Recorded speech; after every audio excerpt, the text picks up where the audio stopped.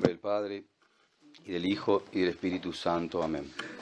Amados hermanos, leemos en esta fiesta del Santísimo Nombre de Jesús versículos del capítulo 4 de los Hechos de los Apóstoles, como hemos escuchado. Todo el capítulo 4 de los Hechos de los Apóstoles es muy edificante para la Iglesia. En realidad todos los Hechos de los Apóstoles es el comienzo de la Iglesia dirigida por el Espíritu Santo. Y como era una comunidad muy pequeña, entonces de ahí surgen todos los modelos para todo lo largo de la Iglesia, de todos los siglos. Veamos rápidamente el capítulo 4 que nos enseña. Vamos entonces a ver un poco de historia eclesiástica, historia sagrada. El capítulo comienza con la detención de San Pedro y San Juan. Los príncipes de los sacerdotes, al escuchar que el apóstol San Pedro les acusaba de haber asesinado por crucifixión a nuestro Señor, que eso es lo que los alteró, ellos predicaban en el pórtico de Salomón, y aparte confirmaban su prédica con el milagro de haber levantado a un paralítico de nacimiento, un hombre maduro, decía más de 40 años, entonces era conocido por todos, que siempre lo traían para que pida limosna en la puerta llamada La Hermosa, y entonces el Espíritu Santo le hizo hacer ese milagro a San Pedro, y luego, aprovechando ese milagro, fue al pórtico de Salomón y ahí predicó. Y como dijo que los príncipes habían matado por crucifixión a nuestro Señor, y él había resucitado, como los jefes judíos eran también, aparte eran saduceos, no toleraban la crucifixión. Entonces los ponen presos a los dos, San Pedro y San Juan. El jefe de la policía del templo era un sacerdote y los llevaba ante Anás, el sumo sacerdote, según San Lucas, y Caifás, Juan y Alejandro. En realidad sabemos que Caifás era el sumo sacerdote, pero por ser más antiguo Anás, revela que Caifás es el más anciano y gobernaba por medio de su yerno Caifás, como después siguió gobernando por medio de su hijo, de sus hijos. Así, porque el sumo sacerdocio era vitalicio, pero los romanos lo habían sacado a Caifás. Y entonces seguía a Anás y seguía gobernando por su yerno. Entonces dice, y poniéndolos en medio les preguntaron, ¿con qué poder o en nombre de quién habéis hecho esto vosotros? Como decíamos, lo del milagro del paralítico de nacimiento. Pedro, lleno del Espíritu Santo, les dijo, príncipes del pueblo y ancianos, no lo reconoce como sumo sacerdote, pero sí como príncipes del pueblo, los principales del pueblo y ancianos, ya que somos hoy interrogados sobre la curación de un inválido, sea manifiesto a todos vosotros y a todo el pueblo de Israel que en nombre de Jesucristo Nazareno, a quien vosotros habéis crucificado, por él se halla sano entre vosotros. Entonces dicen los exégetas, el que había temblado ante una sirvienta del sumo sacerdote, ahora sin miedo ante el sumo sacerdote y ante todo el Sanedrín, no se defiende a sí mismo, sino que predica la nueva fe. Se lo ve con una fortaleza que antes evidentemente no tenía, pues ante una sierva negó, y ante un siervo también negó, 3 veces negó. Entonces se nota que hay un poder sobrenatural que lo había fortalecido a San Pedro. Estamos hablando, por supuesto, después de Pentecostés. San Pedro dicen que omite abiertamente la mención de la ley, como vimos el domingo pasado, y les predica que la salvación viene por la persona de nuestro Señor Jesucristo. Sustituye lo que en el Antiguo Testamento se decía que el nombre Salvador es Yahvé, él sustituye que el nombre Salvador ahora es Jesús. Por el nombre de Jesús está la salvación de todos los hombres. No hay debajo del cielo otro nombre por el cual seamos salvos. El nombre de Jesús. Como decía, en el Antiguo Testamento se decía que uno se salvaba por el nombre de Yahvé. Él lo sustituye por el nombre de Jesucristo Nazareno, para que no quede ninguna duda. Él es la piedra rechazada por vosotros constructores, que ha venido a ser piedra angular. En ningún otro hay salvación, pues ningún otro nombre Pues no existe bajo el cielo otro nombre dado a los hombres en el cual hayamos de ser salvos. Viendo entonces la valentía de Pedro y de Juan, dice el texto, y sabiendo que eran hombres sin instrucción ni cultura, estaban maravillados, reconocían también que habían estado con Jesús. No pudiendo negar el milagro manifiesto del paralítico, les mandaron que no hablasen más y que no enseñasen más en el nombre de Jesús. La respuesta de San Pedro es la más conocida, es muy conocida porque dice: Dios tiene que ser obedecido aunque sea contra la suprema autoridad de Israel. La orden de predicar nos viene de Jesucristo. Una famosa frase: juzgad vosotros, hay que obedecer a Dios antes que a los hombres. Que la Iglesia siempre, por supuesto, la tuvo muy presente cuando incluso personas con autoridad quisieron mandar pecado o mandar injusticia. Entonces, 3 notas, dicen los exégetas, 3 notas describen a los apóstoles: la valentía, lo dicen los mismos sumos sacerdotes, hablan de la valentía de Pedro y de Juan, sin estudio e ignorantes, dicen. Según el Padre Leal, etimológicamente, esta palabra ignorantes, sin estudio es fácil, ignorantes, es lo mismo que hombres privados, sin cargo público, sin oficio o profesión de importancia. Ustedes que no tienen ningún oficio, ni que no son nada público, que no tienen permiso para enseñar, eso le estaban diciendo. Hablaban con valentía, no tenían cargo en Israel. Y la tercera característica también que los caracteriza, que los hace notorios, reconocen que han estado en la compañía del Señor. Era notorio que eran cristianos. Estas 3 notas que admira a los príncipes de los sacerdotes y al todo el Sanedrín son las que han curado al hombre paralítico. Muy interesante. Entonces, valentía ante los poderosos, sin poder, sin permiso para enseñar, y que sean reconocidos notorios cristianos. Bien, entonces dice: y mandando salir fuera el Sanedrín, y deliberaron entre ellos: ¿qué hemos de hacer con estos hombres? Porque el milagro que ellos han obrado es en verdad público y conocido por todos los habitantes de Jerusalén, y no podemos negarlo, pero para que no se divulgue más entre el pueblo, debemos mandarles que no prediquen más a nadie y que no hablen más de ese nombre, así despectivamente lo dicen, en ese nombre. Estas, dicen, es una resolución. En esta resolución del Sanedrín hay un pecado contra la luz, un pecado contra el Espíritu Santo.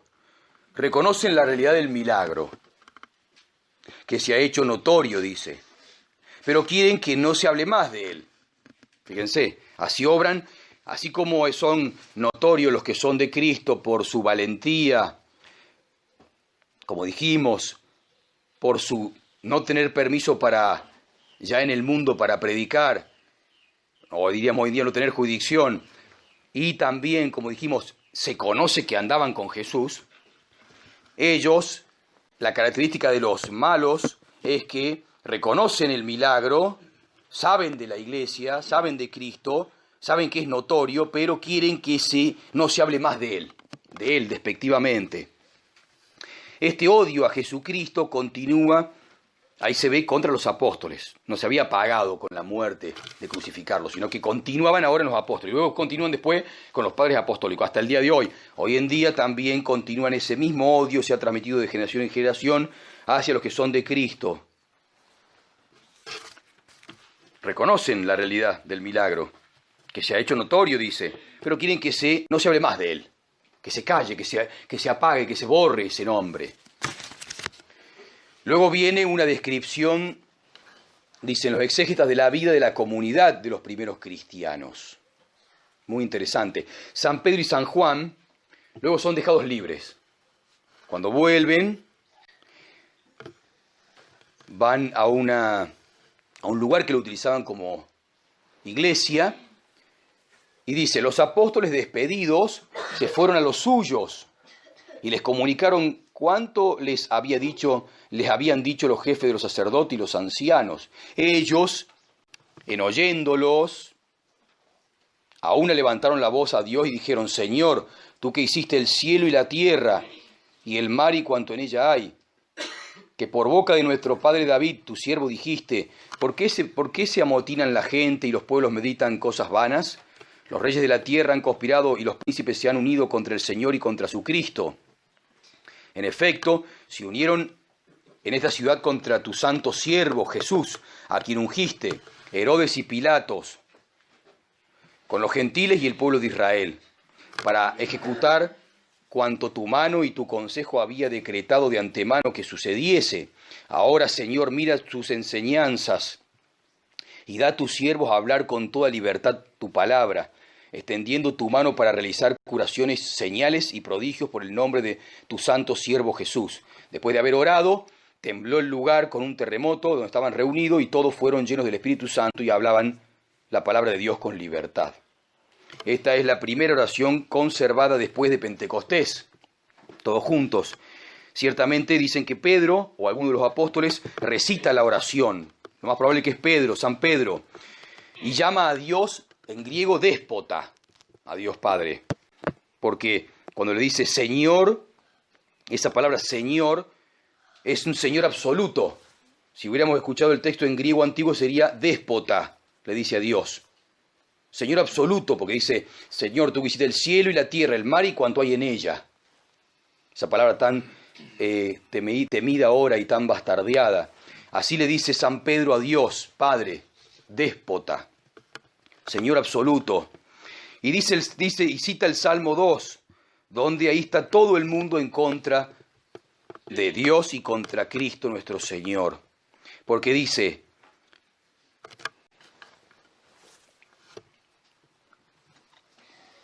en efecto se unieron en esta ciudad contra tu santo siervo Jesús, a quien ungiste, Herodes, que representaba los reyes, Pilato, que representaba a los príncipes, los magistrados, los gentiles, representados por los romanos, y el pueblo de Israel, los judíos, las 12 tribus.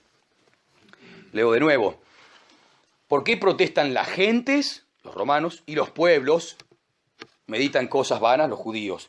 Los reyes de la tierra han conspirado y los príncipes, los magistrados, se han unido contra el Señor y contra su Cristo. Todos contra Jesucristo de Nazaret, el nazareno. Todos, como están hoy en día, todos contra Él. Tengan la camiseta que tengan, todos están contra Él. Por supuesto que no es lo mismo Herodes que Pilato, no es lo mismo los romanos que los judíos. Su odio es diferente, tiene otro motivo. Aquí él cita el Salmo 2, San Pedro, para probar de que lo que se hacía con la primera comunidad cristiana se sigue haciendo a lo largo de los siglos y se hará hasta el final con el anticristo. Continuemos un poco. La oración es respondida con un temblor, un terremoto. Tembló el sitio en que los apóstoles estaban reunidos. El fruto de la oración, por lo que viene el seguir en el capítulo 4, es la caridad que dominaba a la comunidad. La comunidad habla de la comunidad de bienes, fue voluntaria. Muy interesante porque muchas veces se ha citado, sobre todo en la última parte del siglo XX, esto como se dice malmente, nos sirve a nosotros, mal se dice que era un comunismo. La comunidad de bienes no es para nada un comunismo. Vamos a ver rápidamente el fruto de estar en la iglesia verdadera, de la iglesia católica. Bien, primer ejemplo. Dice que en esa iglesia, en la iglesia primitiva, en todo se tenía en común. Ese común, todo tenía en común, no es un común absoluto, dicen. Eso solamente se siguió practicando, sobre todo en las órdenes religiosas. Franciscanos, dominicos, benedictinos, por supuesto primeros, donde sí se practicó tenían todo en común. Eso se practicó en ciertos grupos. Y ese ejemplo lo pone la Escritura con Bernabé. Dice el texto: no había entre ellos indigentes. Muy interesante. Eso pasó en la Edad Media.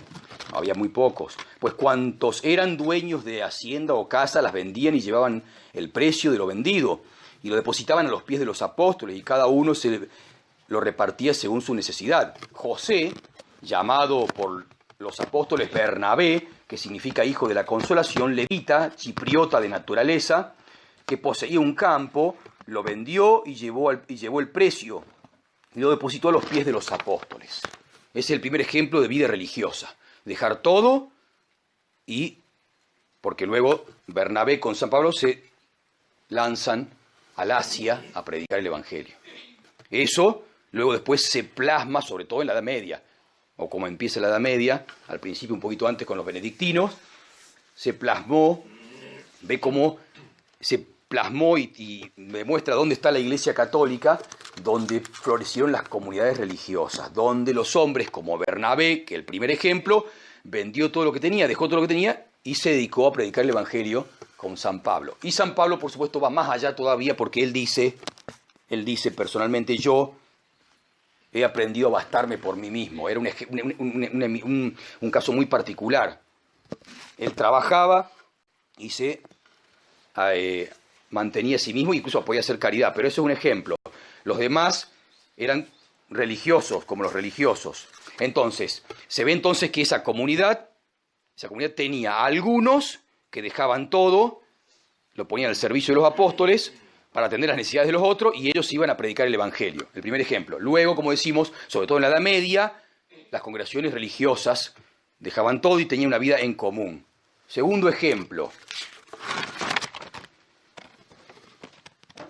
Entonces Pedro, vuelto en sí, capítulo 12 ahora me doy cuenta de que realmente el Señor ha enviado su ángel y me ha arrancado de las manos de Herodes y de toda la expectación del pueblo judío. Reflexionando, se fue a la casa de María, la madre de Juan, por sobrenombre Marcos, donde estaban muchos reunidos orando. El otro ejemplo, no dejaron todo, la madre de Juan, de Marcos, el evangelista, conservaba su casa y la prestaba para la iglesia. Dice el texto que la conservaba todavía, no había dejado todo, no todos habían dejado todo. Estaba la madre de Juan Marcos, el evangelista, que prestaba su casa para la iglesia. Pero dice el texto, como leímos, y no se puede impugnar la escritura,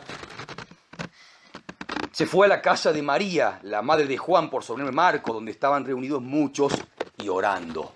Entonces se ve que esa comunidad no había supresión de la propiedad privada, como dice, que hace creer el comunismo, no.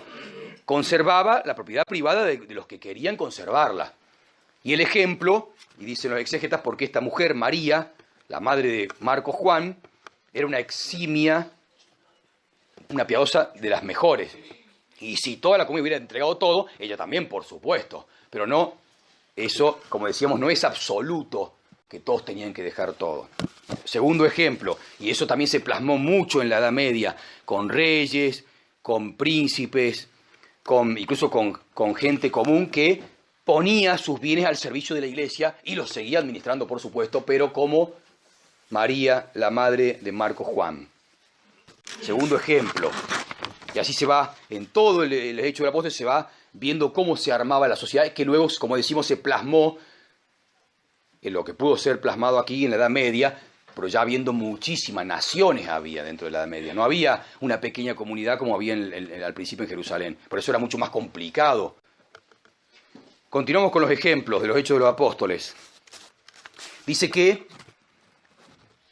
lo repartían en los pobres según sus necesidades, que también se hizo perfectamente en la Edad Media. Esas congregaciones que habían dejado todo empiezan a fundar orfanatos para los niños huérfanos, para los enfermos empiezan a fundar hospitales, para los presos cárceles. Todo eso que se dio por el Espíritu Santo luego se da, no digo perfectamente, pero se da de una manera muy más perfecta que puede estar en este mundo, en la Edad Media, donde se multiplicaron pero ya como dijimos, no solamente en una pequeña comunidad, sino en naciones completas. Tercer ejemplo de ricos, que también, pero que eran egoístas. Pero cierto hombre llamado Ananías, con Zafira su mujer, vendió una posesión y retuvo una parte del precio, siendo sabedora de ello también la mujer, y llevó el resto a depositarlo a los pies de los apóstoles. Díjole Pedro a Ananías: ¿por qué se ha apoderado Satanás de tu corazón, moviéndote a engañar al Espíritu Santo, reteniendo una parte del precio del campo? ¿Acaso sin venderlo no lo tenías para ti? Claro, no había obligación. Lo que no quería es que engañe a Dios. Y has mentido a los hombres. No has mentido a los hombres, has mentido a Dios, sino a Dios. Al oír a Ananías estas palabras, cayó y murió. Se apoderó de cuantos lo supieron un temor grande. Luego se levantaron los jóvenes y envolviéndolo lo llevaron y le dieron sepultura. Pasadas como 3 horas entró la mujer, ignorante de lo sucedido, y Pedro se le dirigió la palabra. Dime, si habéis vendido en tanto el campo. Dijo ella: sí, en tanto. Y Pedro a ella: ¿por qué os habéis concertado en tentar al Espíritu Santo? Mira, los pies de los que han sepultado a tu marido están ya a las puertas, y esos te llevarán a ti. Cayó instantáneamente a sus pies y murió. Entrando los jóvenes, la hallaron muerta y la sacaron, dándole sepultura con su marido. Gran temor se apoderó de toda la iglesia y de cuantos oían tales cosas. Se dice los exégetas que nadie lo obligó a vender lo que tenía. ¿Y por qué? Y le podía haber dado menos, ¿no? Quiso mentirle a Dios. Por supuesto que es un caso ejemplar. Un caso ejemplar. Ricos, no caritativos, sino egoístas. Y que aparte, lo peor de todo es que quieren, como dice acá, quieren tentar a Dios. Van y le dijeron a San Pedro: no, esto es todo lo que queremos entregar todo. Y se habían guardado una parte. Nadie te mandó a venderlo, dice, y tampoco nadie te mandó a decir que mientas. También, por supuesto, hubo en la Edad Media gente así, ciertamente. Y no solamente con eso, sino que incluso con un montón de cosas. El último ejemplo.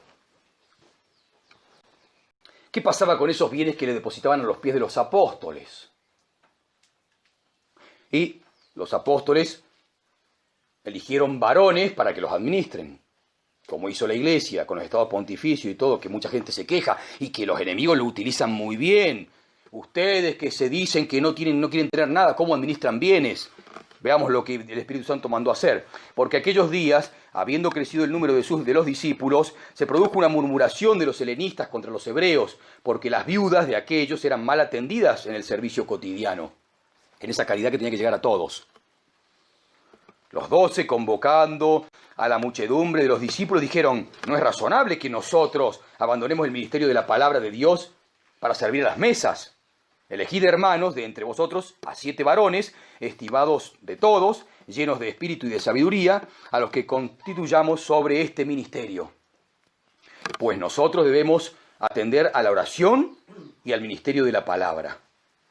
Fue bien recibida la propuesta por toda la muchedumbre, y eligieron a Esteban, varón lleno de fe y del Espíritu Santo, y a Felipe, y a Prócoro, y a Nicanor, y a Timón, y a Pármenas, y a Nicolás, prosélito antioqueno, los cuales fueron presentados a los apóstoles, quienes orando le impusieron las manos, los ordenaron, no eran laicos, eran diáconos, le impusieron las manos, y la palabra de Dios fructificaba, y se multiplicaba grandemente el número de los discípulos en Jerusalén, y numerosa muchedumbre de sacerdotes se sometían a la fe. Entonces, estos clérigos administraban en nombre de los pontífices y de los obispos, tenían que administrar lo que la gente les llevaba a sus pies.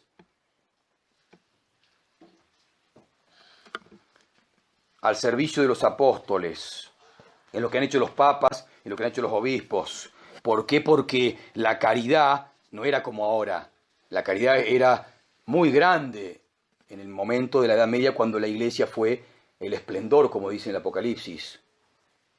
Tiatira, el esplendor. ¿Y qué hacían ellos? Lo recibían porque aceptaban la voluntad del donante, pero ordenaban gente consagrada que administre bien esos bienes para los necesitados. Todo está en la Escritura, muy bien explicado por el Espíritu Santo. De manera que vemos que los apóstoles querían dedicarse a eso. No podían dedicarse a administrar los bienes. Estamos para otra cosa superior, decían. Lo dice San Pedro. No es razonable que nosotros abandonemos el ministerio de la palabra de Dios para servir a las mesas. Pues nosotros debemos atender a la oración y al ministerio de la palabra. Entonces por eso ordenaron 7 diáconos, la necesidad. Luego puede haber mucho más, hasta el que llegó a tener estados pontificios. No es que era lo principal del Papa. El Papa lo utilizaba, hasta que se lo quitaron, se lo robaron, lo utilizaba para llevar el Evangelio a todas partes y para satisfacer la necesidad de los más necesitados.